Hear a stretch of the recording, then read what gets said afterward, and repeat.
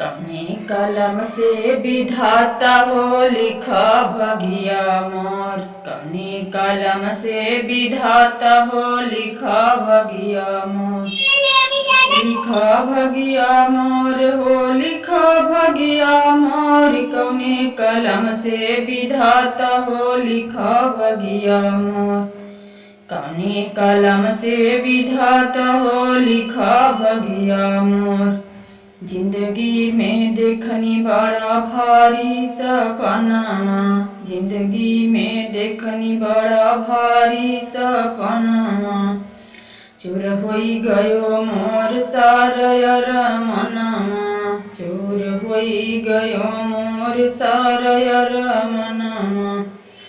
टूटल सपनवा बिखरल चारों ओर। कौने कलम से विधाता हो लिखा भगिया मोर।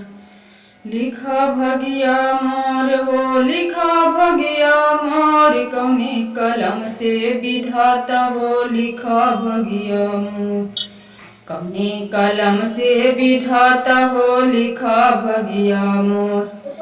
लिखा भगिया मोर हो लिखा भगिया मोर। कौने कलम से विधाता हो लिखा भगिया मोर। कौने कलम से विधाता हो लिखा भगिया मोर। बचपन से दुखवा दिहला बड़ा भारी। बचपन से दुखवा दिहला बड़ा भारी। इतनी विपत्तियाँ न हमसे सहाली।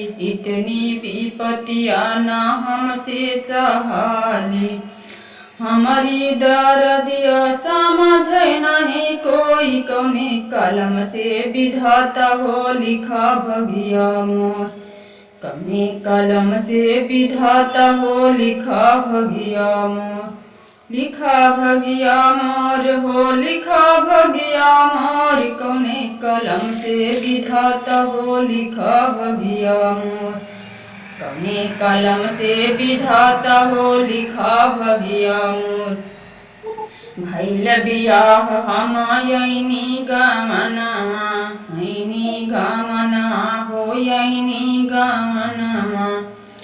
सास ननद रोज मारै में हनवा। मारै में हनवा हो मारै में हनवा।